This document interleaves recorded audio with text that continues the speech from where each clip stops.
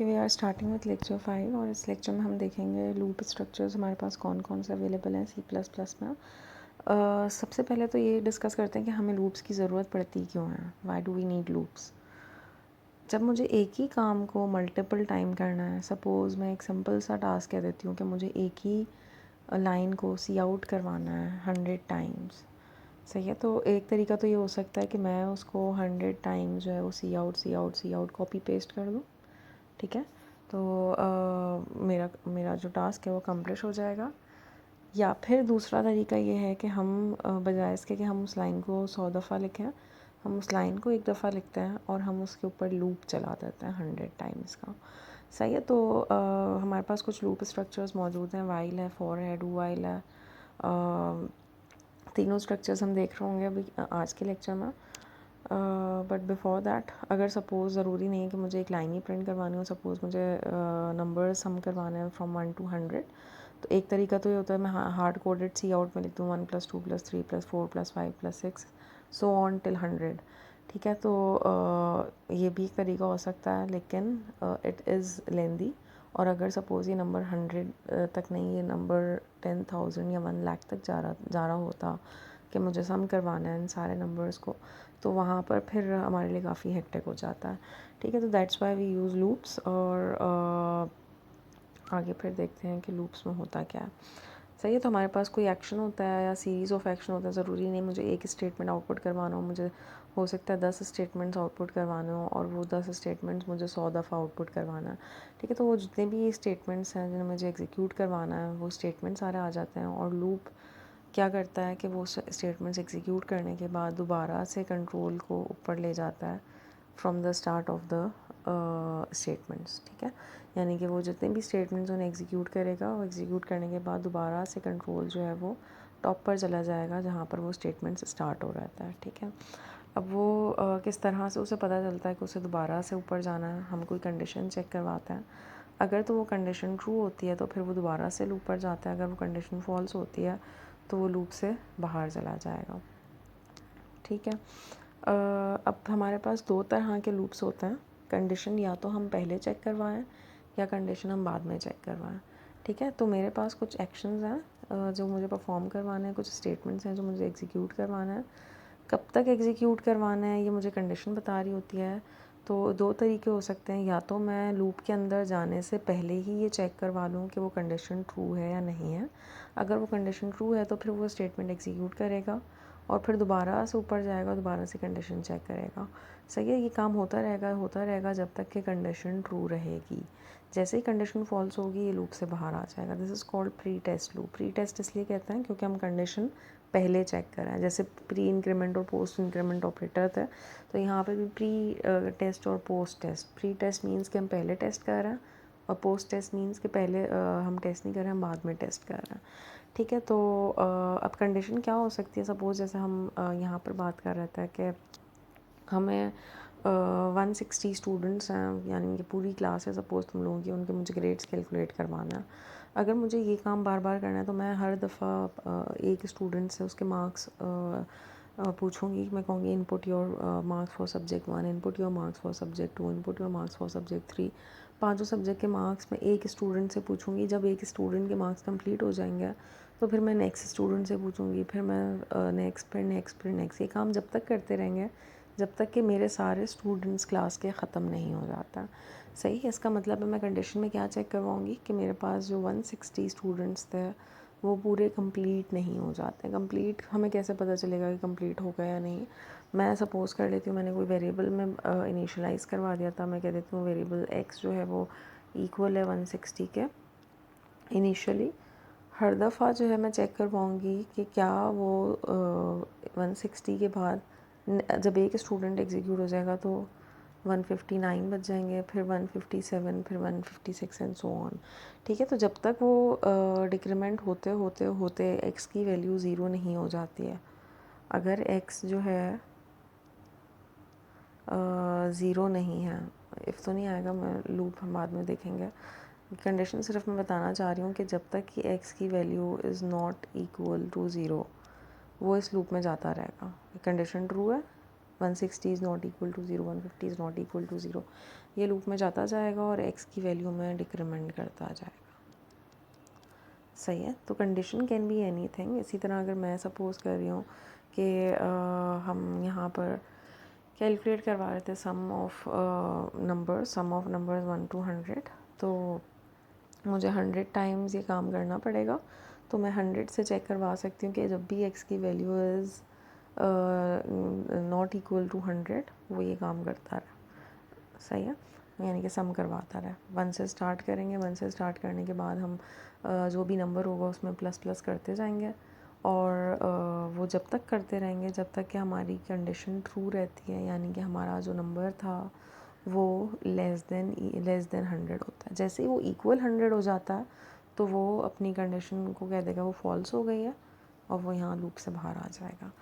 सही है। तो इस तरह से हम कंडीशंस चेक करवा सकते हैं। अब ये हमारी मर्ज़ी होती है कि हम कंडीशन पहले चेक करवाएं या हम कंडीशन बाद में चेक करवाएं। यानी कि ऐसा हो सकता है कि मैं पहले सम करवा दूं और उसके बाद मैं चेक करवा रही हूँ कि नंबर जो है वो लेस देन 100 है। अगर लेस देन 100 है तो फिर वो दोबारा से वही काम करेगा, सम करवाएगा, ठीक है, और x में जो है वो इंक्रीमेंट करेगा, जो भी नंबर था उसमें इंक्रीमेंट करेगा और दोबारा से कंडीशन चेक करेगा कि क्या अब जो नंबर है मेरे पास इंक्रीमेंट करने के बाद क्या अभी भी ये लेस देन 100 है। अगर लेस देन 100 है तो दोबारा से सम करवाएगा। सही, तो ये काम वो करता रहेगा जब तक कि कंडीशन मेरी ट्रू रहेगी। सही है। तो this is called post test loop के मैं कंडीशन बाद में चेक करवा रही हूँ और पहले मैंने सम करवा दिया। ठीक है, तो दोनों में थोड़ा सा डिफरेंस होता है। यहाँ पर डिफरेंस होता क्या है बेसिकली, अगर कंडीशन फॉल्स हो गई, अगर कंडीशन फॉल्स हो गई तो ये लूप में जाएगा ही नहीं, यानी कि एक्शन जितने भी यहाँ पे परफॉर्म होने वो होंगे ही नहीं। लेकिन अगर यहाँ पर कंडीशन फॉल्स भी है तब भी वो एक दफ़ा तो वो इंस्ट्रक्शंस को एग्जीक्यूट करेगा ही करेगा। सही है। सपोज़ मैं यूज़र से इनपुट ले रही हूँ नंबर और मुझे नंबर जो है वो 10 नंबर्स इनपुट लेना है, मुझे एक नंबर इनपुट नहीं लेना। ठीक है, तो वो एटलीस्ट एक दफ़ा तो नंबर इनपुट लेगा ही और फिर जाकर चेक करेगा कि क्या 10 टाइम्स कंप्लीट हो गया। सही है। जबकि अगर मैं यहाँ पर ये चीज़ करवाती हूँ तो वो पहले जाकर चेक करेगा कि क्या मेरा जो काउंट है वो 10 हो गया, 10 टाइम्स उसने नंबर इनपुट ले लिया और फिर वो जाकर जो है वो नंबर यूज़र से मांगेगा। ठीक है, तो हमारे पास कुछ जो इवेंट्स होते हैं वो इस तरह के होते हैं कि वहाँ पर मुझे पहले कंडीशन चेक करवानी होती है और कुछ इवेंट्स ऐसे होते हैं जिसमें हमें बाद में कंडीशन चेक करवानी होती है। तो depending on the problem domain हम दोनों में से किसी एक लूप को चूज़ करते हैं। सही है। अच्छा, अब ये वही बात कही हुई है कि body can be done 0 times. सही है। लेकिन जब मैं कहती हूँ कि पोस्ट टेस्ट है तो उसमें the body must be done at least once, at least एक दफ़ा तो वो बॉडी के अंदर जाएगा ही जाएगा और उसके बाद फिर वो जाके कंडीशन चेक करवाएगा। सही है। अब ये हम आगे देखते हैं। अच्छा, हमारे पास दो तरह के लूप्स होते हैं। कुछ लूप्स होते हैं काउंटर कंट्रोल्ड और कुछ होते हैं इवेंट कंट्रोल। इवेंट कंट्रोल का मतलब ये कि हम किसी कंडीशन को चेक करवा रहे हैं। जैसे भी हम देख रहे थे कि x की values not equal is less then 100 या नॉट इक्वल 0, ये इवेंट कंट्रोल होता है। काउंटर कंट्रोल लूप कौन से होते हैं, उसमें हम यूजुअली जो है हम उसमें काउंटर चला रहे होते हैं, यानी कि हम सम करवा रहे थे 1 से 100 तक या हम 100 स्टूडेंट्स का नंबर्स इनपुट ले रहे थे, तो वहाँ पर हम एक काउंटर बेसिकली चला रहे हैं और वो लूप हमें पता है कि इतने फ़िक्स नंबर ऑफ़ टाइम्स तक 100 टाइम्स तक ही चलेगा, इससे ज़्यादा नहीं चलेगा वो। ठीक है, तो इस तरह के जो लूप्स होते हैं वो हम काउंटर कंट्रोल लूप से बना सकते हैं। जबकि इवेंट कंट्रोल लूप इस तरह के होते हैं, जैसे सपोज़ अगर मैं कहती हूँ कि यूज़र जो है वो नंबर्स इनपुट करता रहेगा जब तक कि वो करेक्टर एन प्रेस नहीं कर देता। जब तक कि वो येस प्रेस कर रहा है तो वो नंबर्स इनपुट करता रहेगा, जैसे ही वो नो प्रेस करता है तो वो बाहर आ जाएगा। सही, तो मेरे पास कोई इवेंट है। इवेंट क्या है कि जैसे ही इनपुट में आ जाता है करेक्टर एन, जैसे ही इनपुट में करेक्टर एन आएगा तो वो लूप से बाहर आ जाएगा। तो मुझे नहीं पता मेरा जो यूज़र है वो कितनी दफ़ा में मुझे इनपुट देने के बाद एन प्रेस करता है, या हो सकता है वो फर्स्ट टाइम में ही एन प्रेस कर दे तो वो लूप के अंदर जाए ही नहीं। ठीक है, तो these are called event control loop. किसी इवेंट के ऊपर डिपेंडेंट है, हमें नहीं पता वो लूप कितनी दफ़ा चलेंगे। और इसके बिल्कुल ऑपोजिट काउंटर कंट्रोल लूप होते हैं जिसमें हमें पता होता है कि इतने फिक्स नंबर ऑफ टाइम्स तक 100 टाइम्स 10 टाइम्स या 1000 टाइम्स, इतने भी टाइम्स वो लूप चलेगा। ठीक है, सही। तो हमारे पास काउंटर कंट्रोल लूप में हम एक वेरिएबल ले लेते हैं जैसे हम इनिशियलाइज़ कर देते हैं। अगर मुझे पता है कि 100 टाइम्स मुझे लूप चलाना है तो मैं स्टार्टिंग फ्रॉम ज़ीरो मैं हर दफ़ा इस वेरिएबल में इंक्रीमेंट करवाती जाऊँगी, ऐड 1 करवाती जाऊँगी, और ऐड 1 करवाने के बाद दोबारा से हम चेक करेंगे कि क्या वो हमारा जो रिक्वायर्ड नंबर ऑफ़ टाइम्स है जितने दफ़ा लूप को चलना है। सपोज़ अगर मैं कहती हूँ 10 टाइम्स चलना है तो n वुड बी 10। अगर वो लेस देन 10 है तो वो दोबारा से वही काम करेगा और ये काम करता रहेगा जब तक कि वैल्यू जो है वो इंक्रीमेंट होते होते होते 10 तक नहीं पहुंच जाती है। सही, सपोज़ तो मुझे अगर 10 टाइम्स लूप चलाना है तो ये 10 टाइम्स ये काम कर रहा होगा। यही काम हम प्रोसेस से भी कर सकते हैं, इनिशियलाइज 0 से करवाएंगे और यहाँ पर हम वही काम कर होंगे, ऐड 1 करवाएंगे और करवाने के बाद हम बाद में कंडीशन चेक करेंगे कि क्या वो लेस देन 10 है। अगर वो लेस देन 10 है तो फिर ठीक है, दोबारा से उसे वही काम करना है, अगर नहीं है तो उसे लूप से बाहर आना है। ठीक है, तो काम वही है लेकिन दोनों में फ़र्क सिर्फ इतना है कि यहाँ पर हो सकता है कि लूप चले ही नहीं। यानी कि अगर मेरे पास सपोज़ मैं कहती हूँ कि एन जो है वो अगर मैंने इनिशियलाइज़ कर दिया था कि एन इज़ ज़ीरो, तो यहाँ पर जो है वो लूप चलेगा ही नहीं। लेकिन अगर मैं यहाँ पर बात करती हूँ कि एन इज़ ज़ीरो, तब भी जो है वो लूप एक दफ़ा, एटलीस्ट एक दफ़ा तो ये ज़रूर एग्जीक्यूट होगा। सही। अब हमारे पास लूप्स के स्टेटमेंट कौन कौन से होते हैं? वाइल होता है, फॉर होता है, डू वाइल होता है। वाइल जो होता है वो प्री टेस्ट लूप है, यानी कि हम पहले कंडीशन चेक करते हैं और ज़्यादातर हम वाइल को इवेंट कंट्रोल लूप्स के लिए यूज़ करते हैं। फॉर का लूप जो होता है, लेकिन ज़रूरी नहीं है कि इवेंट कंट्रोल ही हो, हम काउंटर कंट्रोल भी इससे बना सकते हैं। ठीक है, किस तरह से होगा वो भी हम आगे देखते हैं। फॉर जो होता है that is also pre test loop, यानी कि पहले कंडीशन चेक होती है उसके बाद स्टेटमेंट्स एग्जीक्यूट करता है। यूजुअली फॉर को हम यूज़ करते हैं काउंटर कंट्रोल के लिए, लेकिन ज़रूरी नहीं है। यूजुअली मीन्स कि कभी मतलब ज़्यादातर ऐसा होता है, लेकिन इट्स नॉट नेसेसरी। ठीक है, do while is a post test loop, और यहाँ पर वाइल और डू वाइल में फ़र्क ही सिर्फ ये होता है कि ये प्री टेस्ट होता है और ये पोस्ट टेस्ट होता है। ठीक है, बाद में कंडीशन चेक करते हैं, इसमें पहले कंडीशन चेक करते हैं। स्टार्ट करते हैं वाइल से। वाइल का स्टेटमेंट हमें बताता है कि जब तक ये कंडीशन ट्रू है, while this condition is true, in statements को एग्जीक्यूट करते रहना। सही है, जैसे ही कंडीशन फॉल्स हो जाएगी वो लूप से बाहर आ जाएगा। तो सिंटेक्स इसका क्या होता है? वाइल का कीवर्ड आता है, वाइल के कीवर्ड के बाद राउंड ब्रैकेट आते हैं, राउंड ब्रैकेट के अंदर हम कोई कंडीशन बताते हैं, राउंड ब्रैकेट क्लोज होते हैं, और कंडीशन कैन बी एनीथिंग। जिस तरह फेल्स में हमने कंडीशंस देखी थी कि वो एंड और नॉट कुछ भी यूज़ कर सकते हैं हम उस कंडीशन के लिए, क्योंकि रिलेशनल ऑपरेटर अगर होंगे, रिलेशनल ऑपरेटर मीन्स के रिज़ल्ट वुड बी ट्रू और फॉल्स। सही है, अगर रिलेशनल ऑपरेटर नहीं भी हैं तो हमारे पास जो भी एक्सप्रेशन आएगी उसकी वैल्यू अगर ग्रेटर दैन ज़ीरो है दैट मीन्स ट्रू, और अगर ज़ीरो है दैट मीन्स फॉल्स। सही है, तो उसके बाद हमारे पास या तो एक स्टेटमेंट होगा या मल्टीपल स्टेटमेंट होंगे। अगेन वही वाली चीज़ जो एफएल्स में थी कि हमारे पास कंडीशन चेक होगी, कंडीशन चेक होने के बाद या तो मैं एक स्टेटमेंट लिख दूँ विदाउट ब्रैकेट या फिर मैं मल्टीपल स्टेटमेंट लिख दूँ विद ब्रैकेट्स। सही है, तो अगर मैंने मल्टीपल स्टेटमेंट्स लिखे हुए विद ब्रैकेट्स तो इसका मतलब है वो सारे स्टेटमेंट एग्जीक्यूट होंगे जब तक ये कंडीशन ट्रू है। यहाँ पर इस पॉइंट के ऊपर वो दोबारा से ऊपर जाएगा, वाइल के ऊपर दोबारा कंडीशन चेक करवाएगा। अगर कंडीशन फॉल्स होती है तो वो अपना कंट्रोल यहाँ पर भेज देगा, यानी कि इस ब्रैकेट से बाहर।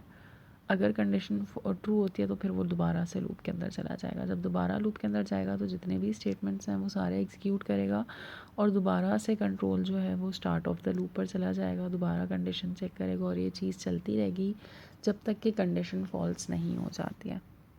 सही है, तो इसका मतलब ये है कि हमें कंडीशन सिलेक्ट करते हुए we should be very careful. हमें कंडीशन इस तरह की चेक करवानी चाहिए जो कभी ना कभी जाकर फॉल्स तो हो। अगर हम कंडीशन इस तरह की रख लेते हैं कि वो कभी फॉल्स ही ना हो तो इसका मतलब है वो लूप इनफाइनाइट टाइम्स चलेगा और हमारा जो प्रोग्राम है वो हैंग हो जाएगा। ठीक है, तो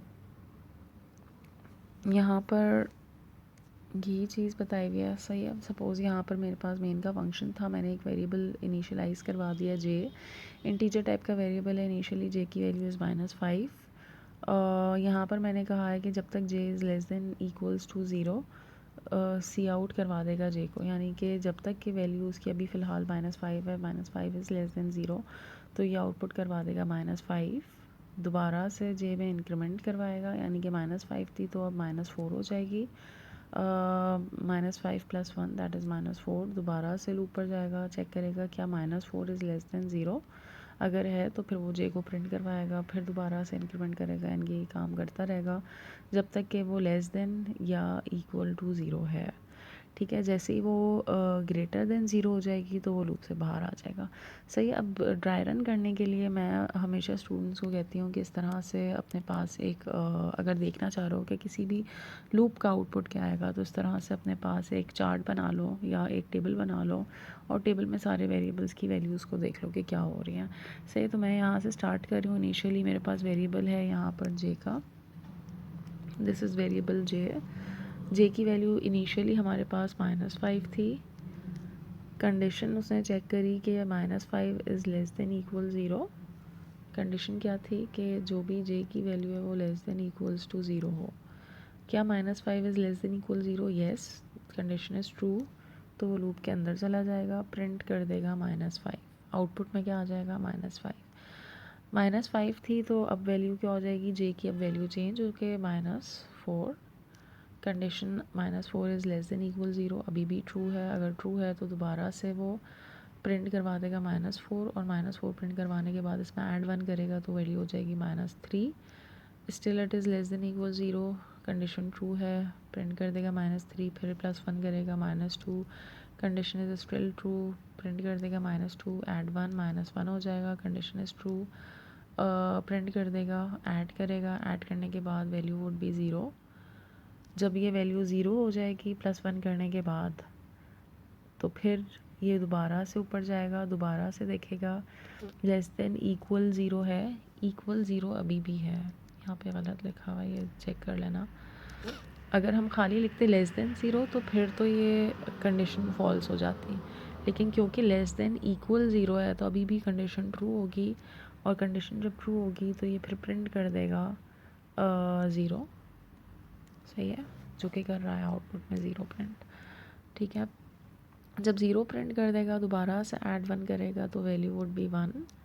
जब वैल्यू 1 होगी तो ये दोबारा से ऊपर जाके कंडीशन चेक करेगा इस पॉइंट के ऊपर, और 1 is less than equal zero, no 1 is greater than zero, तो इसका मतलब है अब मेरे पास कंडीशन इज़ फॉल्स, और जब कंडीशन फॉल्स होगी तो ये लूप को टर्मिनेट करके बाहर आ जाएगा। सही। तो यहाँ पर ड्राई रन में एक वैल्यू कम करी हुई है, इसको चेक कर लेना, ये ज़ीरो तक आउटपुट करेगा। सही है। तो अगर मैं अपनी कंडीशन चेंज कर देती हूँ, मैं यहाँ पर लेस देन ज़ीरो कर देती हूँ, लेस देन इक्वल ज़ीरो नहीं करती, तो फिर ये ज़ीरो को आउटपुट नहीं करेगा और ये चीज़ बिल्कुल सही होगी। ठीक है, लेकिन क्योंकि इक्वल ज़ीरो है तो यहाँ पर ये 1 तक इंक्रीमेंट करेगा, और फिर जब 1 को चेक करेगा तो फिर कंडीशन फॉल्स होगी और लूप से बाहर आ जाएगा। सही है। तो यहाँ पर भी बेसिकली हम जो काम कर रहे थे, हमने कहा था 2 तरह के लूप होते हैं, काउंटर कंट्रोल और इवेंट कंट्रोल। तो यहाँ पर हम काम जो कर रहे थे वो काउंटर वाला ही कर रहे थे कि -5 से स्टार्ट करके -4 -3 -2 काउंटर चला रहता है। ठीक है, तो this is an example of count, क्योंकि हम कह रहे थे कि वाइल लूप जो होता है वो ज़्यादातर इवेंट कंट्रोल लूप्स के लिए होता है। सही है। तो यहाँ पर फ़िलहाल जो है वो मेरे पास हम इसे as a counter control he use कर रहे हैं, लेकिन हो सकता है दोनों तरह से। ठीक है, इवेंट कंट्रोल भी और काउंटर कंट्रोल। यूजुअली हम इवेंट कंट्रोल के लिए करते हैं। ये उसी प्रोग्राम का फ्लो चार्ट है, देख लेना।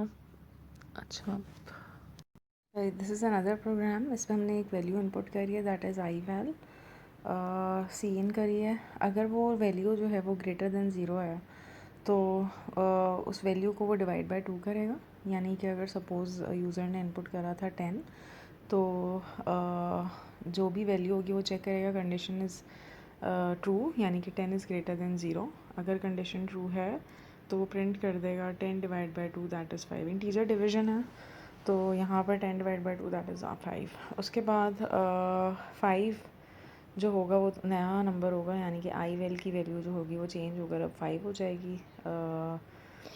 जो भी इसका आंसर आएगा आफ्टर डिवीजन, 5 को चेक करेगा कि क्या 5 is greater than zero, if yes दोबारा से अंदर जाएगा और दोबारा से वो 5 डिवाइड बाई 2 दैट इज़ 2। ठीक है, दोबारा से 2 हो जाएगी आई वेल की वैल्यू। 2 को चेक करेगा, 2 इज़ ग्रेटर देन 0, येस। तो 2 divide by 2 answer is 1, 1 is also greater than 0, result is true. तो प्रिंट कर देगा 1 divide by 2 that is 0। Now 0 is not greater than 0, तो कंडीशन फॉल्स हो जाएगी और लूप टर्मिनेट हो जाएगा। तो इसका answer would be something like this जो यहाँ पर डिस्प्ले हो रहा है। ठीक है, दिस इज़ अनदर प्रोग्राम। इसमें यूज़र एंटर करेगा नंबर, अगर उसे एंड करना होगा तो वो 0 प्रेस करेगा। This is what we call event control, के वो जब तक करता रहेगा ये काम जब तक कि यूज़र 0 एंटर नहीं करता। ठीक है, तो अगर वो नंबर जो है वो 0 है तो फिर वो कुछ नहीं करेगा। अगर वो 0 नहीं है तो if the value is not equal to 0 तो ये वैल्यू को सम कर देगा। जो भी सम हमारे पास वेरिएबल है इनिशियली, सम को हमने 0 इनिशियलाइज़ करवा दिया, नंबर जितने वो एंटर करता जाएगा वो उन सबको ऐड अप करता जाएगा। यानी कि सपोज़ पहले यूज़र ने एंटर करा था 1, फिर उसने एंटर करा 2, फिर उसने एंटर करा 3, तो आंसर वुड बी 1 + 2 + 3। ठीक है, तो ये जब तक ऐड करता रहेगा जब तक कि वो 0 प्रेस नहीं कर देता है, तो इनिशियली सम इज़ 0। अगर जो है वो वैल्यू 0 नहीं है तो ये दोबारा से यूज़र से नंबर लेगा और जो भी सम का वेरिएबल है उसमें ऐड कर देगा। ठीक है, तो दिस विल कंटिन्यू। अगर सपोज़ यहाँ पर एक सैम्पल आउटपुट है कि अगर यूज़र ने एंटर करा 5 तो इनिशियली सम इज़ 0। 5 को चेक करेगा कि 5 is not equal to 0, 5 is not equal to 0। सही है, तो सम की वैल्यू, ये कंडीशन ट्रू हो जाएगी। सम की value would be sum plus i will, यानी कि 0 + 5 दैट इज़ 5, सम इज़ 5। दोबारा से सी आउट करेगा, एंटर नंबर 0 टू एंड, दोबारा से यूज़र से इनपुट लेगा। यूज़र सपोज एंटर कर देते हैं नेक्स्ट टाइम 7, तो 7 को चेक करेगा, 7 इज़ नॉट इक्वल टू 0। सही है, दोबारा लूप के ऊपर चला जाएगा, 7 is not equal to 0, condition true है, तो सम कर देगा 5 और 7 को, यानी कि पहले सम के अंदर 5 पड़ा हुआ था। नेक्स्ट अब आई वेल में हमारे पास 7 है, तो 5 + 7 सम इज़ 12। दोबारा से यूज़र से इनपुट लेगा, सपोज़ यूज़र ने एंटर करे 3, कंडीशन इज़ ट्रू, सम कर देगा 3 + 12 दैट इज़ 15, दोनों को ऐड कर देगा। 15 करने के बाद दोबारा से यूज़र से इनपुट लेगा। यूज़र सपोज़ एंटर कर देता है अब 0, तो कंडीशन जो होगी, यूज़र एंटर कर देता है 0, दोबारा से ऊपर जाएगा, कंडीशन चेक करेगा, कंडीशन इज़ फॉल्स, तो फिर ये सम नहीं करेगा। सही है, अदरवाइज़ इन दोनों को सम करता। ठीक है, तो यहाँ पर सम भी नहीं होगा, यहाँ पर कुछ नहीं होगा क्योंकि लूप के अंदर ही नहीं जाएगा, लूप से बाहर आ जाएगा और लूप से बाहर आने के बाद प्रिंट करवा देगा sum is equals to sum is 15। तो यहाँ पर आउटपुट में आ जाएगा सम इज़ इक्वल्स टू 15। ठीक है, तो this is another program that is somewhat similar. जो लैब में हमारे पास टास्क था कि हमारे पास एक नंबर था और उसके सेपरेट डिजिट्स हमें प्रिंट करवाना था या फिर हमें उन सबको ऐड करवाना होता है। तो यहाँ पर बेसिकली हमें ऐड करवाना है उसके डिजिट्स को। तो सपोज़ यूज़र से नंबर हम इनपुट लेते हैं नंबर के वेरिएबल में, नंबर जो इनपुट कर रहा है वो नंबर में आ गया। नंबर को हम डिवाइड बाय 10 करेंगे। सपोज़ यूज़र ने एंटर कर रहा था 1 2 3 4 5, जब इसको डिवाइड बाय 10 करेंगे तो 10 1s 10, 2s 20, 3s 30, 4s 40। तो हमारे पास दो चीज़ें आ रही हैं, एक रिमाइंडर है और एक कोशेंट है। कोशेंट इज़ द बाकी का जो नंबर है वो, और रिमाइंडर में हमारे पास जो लास्ट डिजिट है वो आ जाएगा। ठीक है, दैट इज़ 5।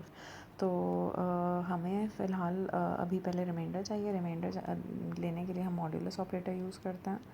तो मॉड्यूलस ऑपरेटर जब हम यूज़ करेंगे तो हमारे पास आ जाएगा 5। तो सम के वेरिएबल में इनिशियली हमारे पास 0 है। जब मैं कहती हूँ sum is equals to sum plus 5, that means कि जो लास्ट डिजिट है जिसको ऐड कर देगा, जो भी मेरे पास रिमाइंडर आया था। कोशेंट इज़ द नंबर जिसको हमें आगे मज़ीद डिवाइड करना है, दैट इज़ 1 2 3 4। तो मैं मज़ीद इसको आगे डिवाइड करूँगी, डिवाइडेड बाय 10। तो जो भी नंबर होगा, अब नंबर मॉडिफाई होकर 1 2 3 4 5 की जगह 1 2 3 4 हो जाएगा। सही है, दैट इज़ द क्वेश्चन। तो यहाँ पर जो हमने लाइन लिखी है, number is equals to number divide by 10 या नंबर डिवाइड इक्वल 10, एक ही बात है। तो नंबर को मॉडिफाई करने के बाद दोबारा चेक करेंगे कि क्या वो 0 तो नहीं है। अगर वो 0 नहीं है तो दोबारा से 1 2 3 4 को डिवाइड करेगा डिवाइड बाय 10 करेगा, जो रिमाइंडर होगा उसको सम में ऐड करेगा और जो कोशेंट होगा उसको नंबर बना देगा। ये काम होता रहेगा जब तक कि हमारे पास नंबर आखिर में 5 बच जाएगा। जब वो 5 को डिवाइड करेगा 10 से, तो 10 ज़ीरो ज़ीरो, रिमाइंडर इज़ 5, तो रिमाइंडर को ऐड कर देगा और नंबर को जब वो डिवाइड करेगा तो आंसर वुड बी ज़ीरो। जब आंसर ज़ीरो होगा तो वो कंडीशन फॉल्स हो जाएगी, और कंडीशन फॉल्स होगी तो वो लूप से बाहर आ जाएगा। चाहिए तो तुम लोगों ने जो लैब में टास्क करा तो वहाँ पर हमने लूप्स नहीं पढ़े हुए थे, तो वहाँ पर हम सेपरेटली हर दफ़ा डिवाइड कर रहे थे, रिमाइंडर और मॉड्यूलस ऑपरेटर यूज़ कर रहे थे। यहाँ पर हम डिवाइड नहीं करेंगे, यहाँ पर हम वही काम कर रहे हैं लेकिन हम विथ लूप्स कर रहे हैं, हमें बार बार वो काम नहीं करना पड़ेगा। ठीक है, तो एवरी टाइम वो सम करेगा और आखिर में जब हम लूप से बाहर आएंगे तो सम के वेरिएबल में हमारे पास सारे जो डिजिट्स हैं उनका सम पड़ा हुआ होगा, दैट इज़ 15, और हमें पता होगा काउंट से कि नंबर ऑफ़ डिजिट्स कितने हैं, दैट इज़ 5, क्योंकि वो हर दफ़ा जितनी भी दफ़ा लूप चल रहा था वो काउंट में इंक्रीमेंट कर रहा था। तो इसका मतलब है कि वो काउंट में इंक्रीमेंट करता रहेगा जब तक कि वो सम करता रहेगा। ठीक है, तो जब वो लूप से बाहर आ जाएगा तो काउंट और सम दोनों वेरिएबल्स में हमारे पास पड़ा हुआ होगा, सम और काउंट नंबर ऑफ़ डिजिट्स हमारे नंबर में कितने थे, दोनों को आउटपुट करवा देंगे, and that is how it all works.